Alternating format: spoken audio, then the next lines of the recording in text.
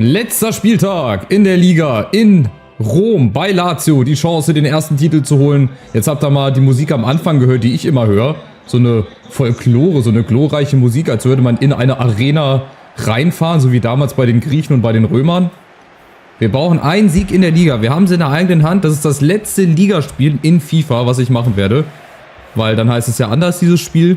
Also es ist auch so ein bisschen die kleine Abschiedstour von FIFA. Und dann haben wir noch ein Champions League Finale, wo Buffon, sage ich jetzt schon mal, dass ich es nicht vergesse, im Tor steht.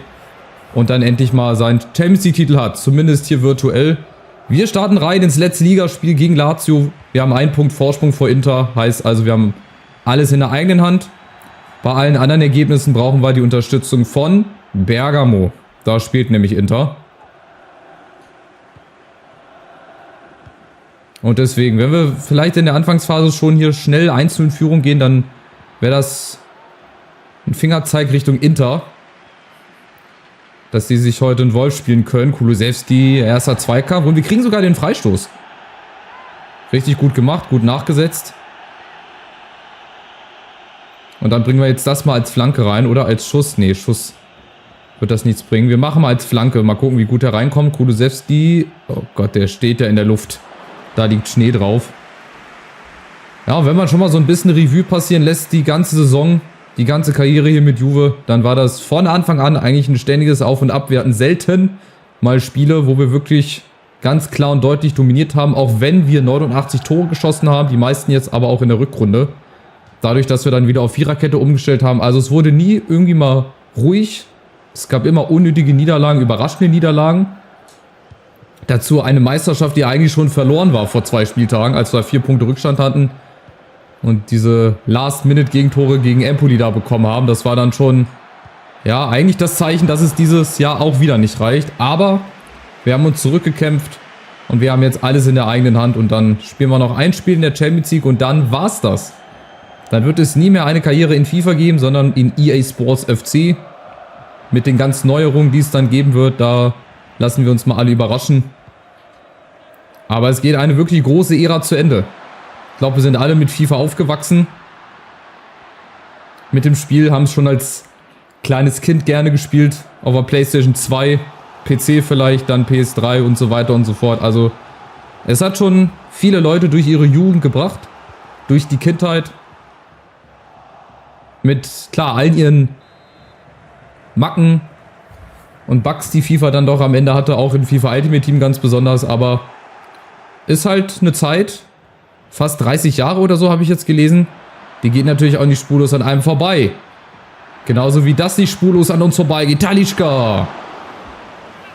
Mit der ersten richtigen Chance in einer Viertelstunde.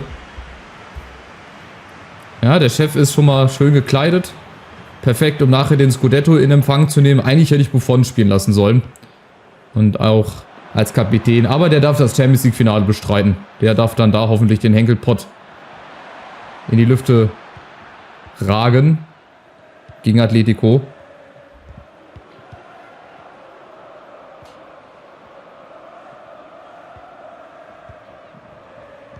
Bei Lazio muss man auch trotzdem aufpassen. Die haben wir, glaube ich, in der Hinrunde geschlagen.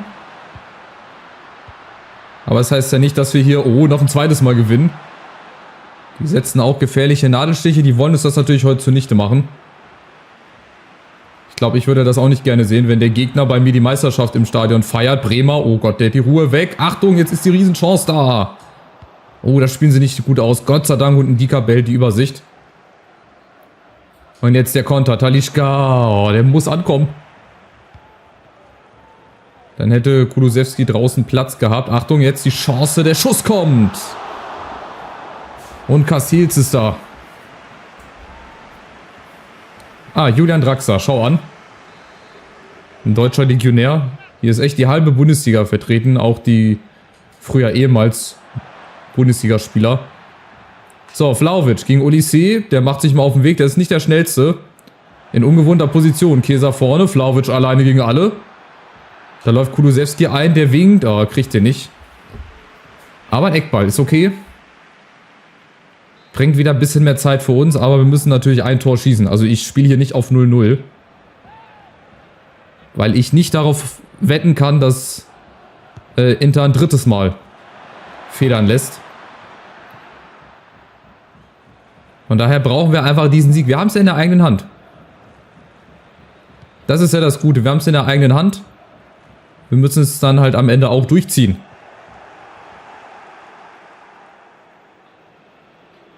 Oh, unnötiger Fehler. Gravenberch kommt da nicht ran. Doch, jetzt. Kommt da ran, gut geklärt. Und die nächste Chance. Lazio steht ganz schön offen hier. Die Verteidigungsreihe und die Mittelfeldreihe, die stehen ganz schön weit auseinander. Ja, und dann schleichen sich leider auch wieder solche Fehlpässe mit ein. Das verfolgt uns leider auch über die ganze Saison.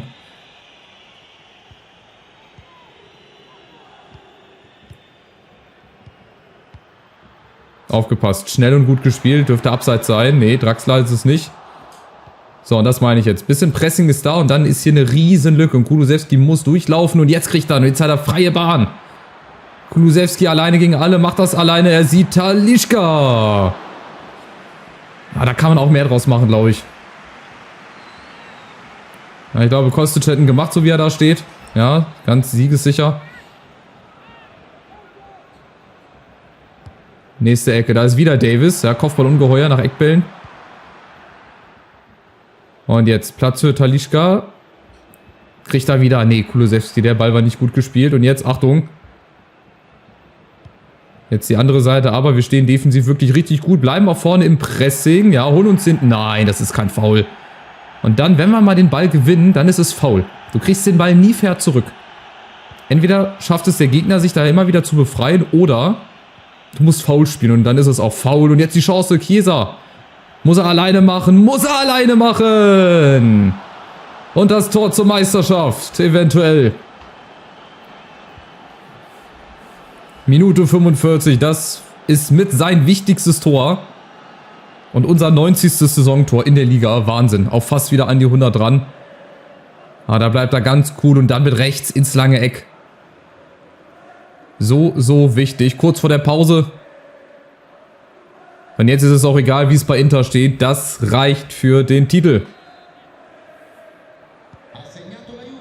Das reicht, um die Schmach von FIFA 15 endlich zu beenden, als ich 2 schon sicher geglaubte Meistertitel noch kläglich verspielt habe in den letzten Spielen. Und deswegen, das passt, glaube ich, vielleicht so ganz gut. Dann kann ich das ganze FIFA-Ding-Karrieremodus so ganz rund abschließen.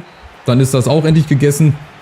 Und dann können wir mit EA Sports FC völlig unvoreingenommen reingehen und dann da wieder neue Meisterschaften holen. So, wie sieht es hier aus? Inter führt nämlich, also die machen auch ihre Hausaufgaben.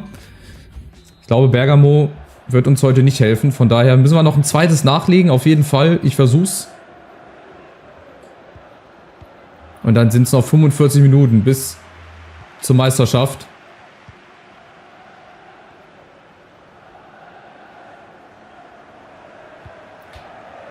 Mitte steht eigentlich dicht. Achtung.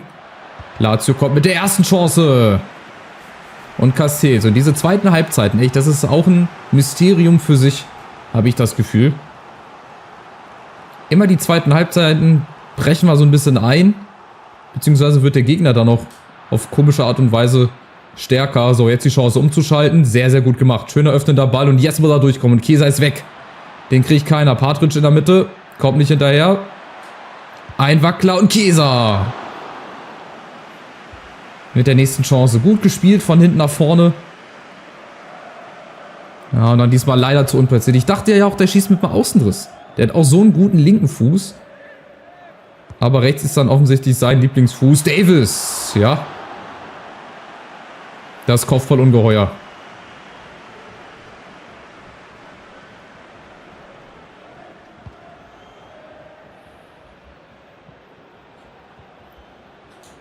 Alaba, Kulusewski, sehr schön.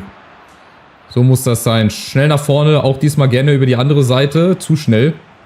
Und Inter führt 2-0 durch Martinez. Also das Ding sollte klar sein. Das Ding sollte klar sein, dass wir noch ein zweites brauchen. Oh, die sind sich nicht einig. Ja, Gravenberch, lauf doch durch. Natürlich. Und Vlahovic mit der Chance. Minute 56. Da hat die Abstimmung wieder nicht gepasst. Und dann müssen wir den machen. Das sind wieder so große Chancen. Ey, wir hätten auch mit Juve locker 100 Tore schießen müssen. Bei den ganzen vergebenen Chancen, die wir hatten. Selbst als wir 4-5-0 gewonnen haben, hätten wir noch 3-4 Dinger mehr machen müssen.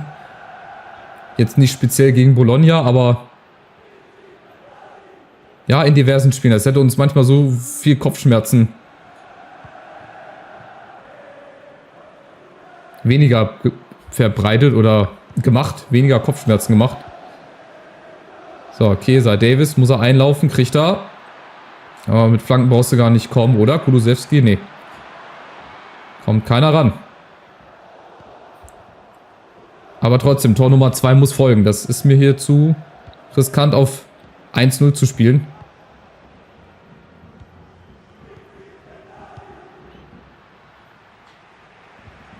Müssen wir verschieben. Achtung, unten ist die Lücke da. Ndika ist dazwischen. Na komm, jetzt stolpern sie wieder alle übereinander her. Das geht nicht. Das ist Harakiri. Und Gott sei Dank, Castells da, Ndika wäre da gewesen. Aber dieses unnötige, geht doch einfach über den Gegner rüber. Da muss er sich nicht unnötig fallen lassen über den Gegner.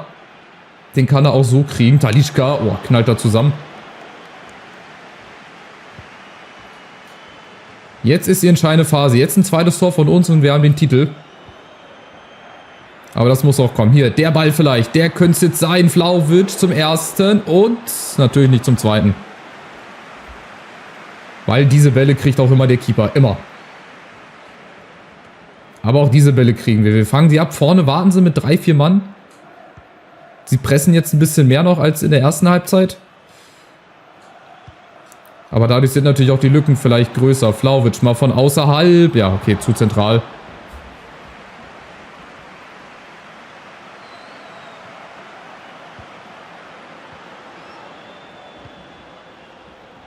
Lazio kommt über Draxler gegen Alaba. Ja, sauber, schön verteidigt. Ganz easy peasy. So, nächste Chance. Alaba unten, muss man mit nach vorne. Müssen wir da mal gucken, ob wir da nochmal durchwechseln können. Aber erstmal spielt er den Ball hier und das könnte jetzt die Entscheidung sein. Oh, den habe ich drin gesehen. Vlahovic, schöner Schuss. Tejes kommt nochmal rein für Cataldi. Bei uns können wir auch nochmal ein bisschen Geschwindigkeit reinbringen, ein bisschen Frische. Geertruida ist da, glaube ich, ein ganz guter Mann. Und dann machen wir mal Kamavinga für... Ja, Talisca muss ich drinnen lassen eigentlich. Aber Kamavinga fängt auch eigentlich gute Bälle ab. Na, wir machen mal Kamavinga. Dann kommt Davis hier nach vorne. Und Kostic... Nee, hier andersrum. Ich brauche jetzt hinten mehr Speed, wobei mehr Frische. So, jetzt habe ich's. Und dann haben wir noch eine Viertelstunde mit Nachspielzeit. Um noch ein zweites Ding zu machen. Das wäre nämlich ein bisschen sicherer. Dann hätten wir hier die Entscheidung. Und dann gilt dann der volle Fokus auf das Champions League Finale. Aber erstmal hier noch. Vlahovic, Davis, gut gemacht. Aber es bietet sich niemand an. Es ist keiner da. Es ist keiner da, abgefälscht. Das wäre auch ein kurioses Ding, wenn der mal reingehen würde.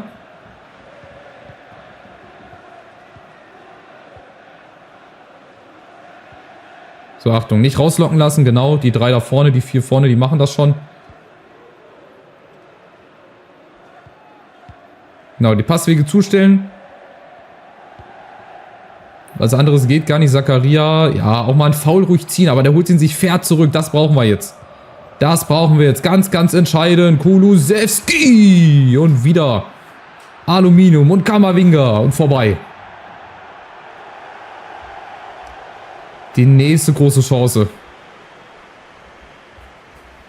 So viele Chancen wieder, aber wir haben auch ein bisschen Abschlusspech, würde ich beinahe sagen. Schon wieder gegen das Aluminium. Vielleicht heben wir uns das ja fürs Champions League Finale auf. Wer weiß. Aber erstmal brauchen wir hier noch ein Tor. Ganz, ganz wichtig. Achtung, Moreno läuft durch. Und Kulusewski passt auf. Achtung, jetzt ist entscheidend, den Ball nicht zu verlieren. Weil das kann jetzt nämlich ganz schön teuer werden. Ndika passt aber auf. Inter führt 3-1. Also das Ding ist durch. Und bei uns könnte das Ding jetzt auch durch sein. Oh, Davis. Los, komm nochmal mit den letzten Kräften. Nochmal nachgehen. Zustellen. Keeper weiß nicht wohin im besten Fall. Ja, die befreien sich trotzdem immer noch. Aber Nachspielzeit ist schon da. Noch 1,5 Minuten. 1 Minute noch. Dann haben wir es geschafft. Jetzt bitte kein Last-Minute-Gegentor. Das würde uns brechen, ey. Das wird uns brechen. Nachspielzeit ist gleich rum. Schiri dürfte jetzt abpfeifen. Nachspielzeit ist rum, Schiri. Nein, er lässt noch laufen. Er lässt noch laufen. Das ist jetzt die letzte Chance. Achtung, der letzte Schuss der Saison ist noch nicht vorbei. Aber jetzt ist er vorbei. Und wir haben es geschafft. Aus und vorbei. Ich habe meinen Frieden geschlossen. Wir haben es geschafft. Wir sind Meister mit Juventus. Nach einer echt sehr durchwachsenen Saison hört sich scheiße an und komisch. Ja, aber das Ende alleine zeigt, wie die Saison verlaufen ist. Ey, wir waren Zweiter, waren eigentlich schon 4 Punkte hinten. Was heißt eigentlich? Und dann haben wir es noch aufgeholt. Dank der Schützenhilfe. Lazio hat uns geholfen. Und Neapel hat uns, glaube ich, auch geholfen.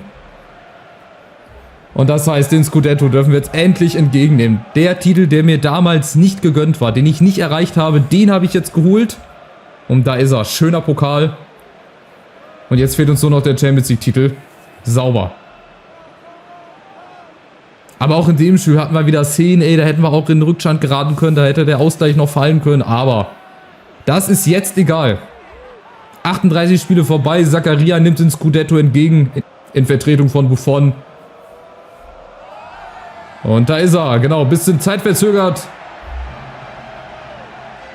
Und die Folklore spielt wieder im Hintergrund. Also Meister abgehakt. Vlahovic wird Torschützenkönig, da gehe ich fest von aus. Sehr, sehr geil. Schade, dass wir es nicht zu Hause geschafft haben, aber egal. Wir haben es geschafft. Sieht aus wie ein alter Plattenspieler, so ein bisschen. Aber egal, den stelle ich mir auch gerne irgendwo anders hin. Boah, überragend. Also der erste Titel ist unter Dach und Fach. Auch dieses Spiel gewinnen wir dann noch verdient. Wir haben es geschafft, die letzten 3 Spiele zu gewinnen. Das, was wir gebraucht haben. Und jetzt fiebern wir aufs Champions League Finale hin. Schauen aber trotzdem dann gleich nochmal zurück auf die Liga, auf alle anderen Ligen. Das mache ich ja immer nach dem letzten Spieltag. Dann bin ich sehr, sehr gespannt, wie die anderen Finalspiele ausgegangen sind. Vielleicht sind die ja schon gespielt worden. Ich glaube, Champions League Finale ist jetzt dann so das allerletzte gegen Atletico Madrid. Turnierpreis geht 100 Millionen. Ja, sehr schön. Füllt die italienischen Kassen. Lukaku. Ich fühle mich bereit. Du hast dir deinen Platz in der Mannschaft verdient. Den können wir auf die Bank mit tun. Gerade rechtzeitig. Und da geht der Daumen auch wieder nach oben, der grüne Daumen. Und wir spielen im Old Trafford. Okay. Also United hätte fast ihr Final at Home gehabt. Finale daheim. Das ist ein schöner Ort, um doch Champions League-Sieger zu werden. Oder Buffon? Was meinst du? So. Ab rein hier in die Ligatabelle. Also wir sind mit einem Punkt Vorsprung. Mit einem Punkt Vorsprung. So knapp, wie ich es damals nicht geschafft habe. So knapp habe ich es diesmal geschafft. Beide 22 Siege. Ich habe aber einen Unentschieden mehr. Und dadurch auch eine Niederlage weniger. Und durchs Torverhältnis hätte ich es, glaube ich, dann auch gewonnen. Also es war sehr, sehr eng. Der AC Mailand wäre auch nochmal knapp dran gekommen. Sehr, sehr geil. Sehr, sehr spannende Saison. So wünsche ich mir das auch fürs neue EA Sports FC, für den Karrieremodus. Das macht einfach Spaß. So, dann haben wir Neapel, Rom und Florenz. Die spielen international. Udine, Bergamo, Lazio, Turin. Das ist alles noch soweit okay. Empoli hat sich gerettet. Cagliari, Parma rettet sich. Lecce steigt mit Genua und mit Benevento ab. Das also dazu. Das hatten wir ja schon, ne? Da war Bergamo Pokalsieger. So, den Superpokal. Den hat Dortmund gewonnen. Das heißt, Dortmund war Champions League-Sieger. Hoffenheim hat die Euroleague gewonnen in der letzten Saison. Ja, auch ein bisschen weird zu sehen. Das spielen wir noch. Europa League hat Tottenham gewonnen, nicht Sevilla. Sonst gewinnt Sevilla doch immer. Und die Conference League geht an Florenz. Okay, das dazu. Jetzt schauen wir nochmal in die anderen Ligen.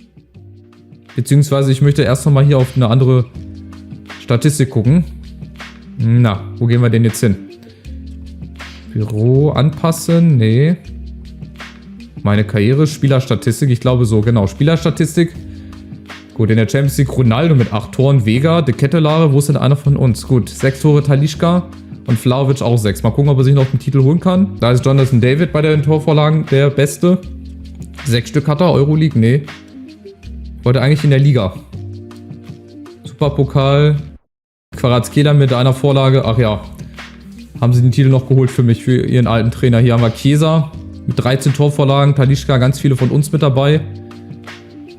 Und die Tore, das dürfte, glaube ich, Vlahovic gemacht haben, oder? Ohne Gegentor, gelbe Karte, rote Karte, Torjäger. Nee, De Ketelaere war es. Charles De Ketelaere hat mit 26 Toren sich die Krone geholt. Dann Vlahovic, Werner, also auch da ganz, ganz eng. Okay, also. Schauen wir hier in die anderen Ligen rein.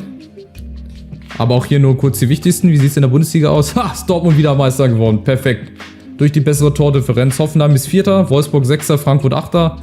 Auch wieder 95 Tore geschossen. Perfekt. Also ihr seht, was ich für eine geile Truppe hinterlassen habe. Haben sie geschafft. Bielefeld, Bremen abgestiegen. Köln spielt Relegation. Hier steigen Union und St. Pauli auf. Paderborn ist 3., Schalke 4. Das wird auch in der 2. Liga diese Saison. Oder wenn sie schon gestartet ist, ist das bestimmt auch eine hammermäßige Liga. Mag man gar nicht glauben, ne? Dresden und 60 steigen hier ab. Lautern spielt Relegation. Fürth und Aue steigen auf. Rot-Weiß Essen, das ist auch ein Krampf hier, ey. Elversberg letzter, okay. Premier League ist Liverpool Meister vor Chelsea, gut, mit ein paar Punkten mehr Vorsprung. Aber ihr seht auch, Chelsea mit 106 Toren schießen die meisten, haben aber auch 70 Gegentore. Das erinnert so ein bisschen an meine Saison gerade. Nottingham, Fulham und Norwich steigen ab. Hier ist wahrscheinlich Paris. Alter, 102 Punkte. Die sind mit 0 Niederlagen. Die machen die Arsenal-Saison von 2003, 2004, glaube ich, war es. Als sie auch eine ganze Saison lang ohne Niederlage waren. Gut, das ist dann eher langweilig hier. Auxerre, hier steigen die letzten 4 ab. Dann gucken wir mal. Hier ist Serie B. Wer steigt auf? Da haben wir Spezia Calcio und Venedig. Und dann entscheidet sich zwischen Monza, Salernitana, Pisa, Bari, Ascoli und Cremonese. Hier haben wir auch so Aufstiegsplayoffs, ganz merkwürdige. Eredivisie, nee. Wo können wir nochmal nachgucken? Spanien. Genau, Spanien gucken wir immer mal nach. Da haben wir Atletico. Also, Alter, 4 Mannschaften über 100 Tore geschossen, aber auch fast alle an die 60, 70 Gegentore. Das ist natürlich krass. Dann haben die unten wahrscheinlich auch ganz schön viel Gegentore. Teneriffa, Cádiz und Vallecano. Hier haben wir dann Granada und Eibar, die aufsteigen. Also viele, ja, erwartbare Ergebnisse. Einige, ja, unerwartbare würde ich jetzt einfach mal sagen. Also letztes Spiel. Ich muss schon mal Buffon hier ins Tor stellen. Das wird sein Finale, sein letztes Spiel, unser letztes Spiel in unserer FIFA-Karriere. Jemals. Weil dieses Spiel wird es nicht mehr geben. Heißt nur anders, aber, ne? Ihr wisst, wie ich das meine. Also, bis zum letzten Spiel. Lasst euch das nicht entgehen. Macht's gut. Ciao, ciao.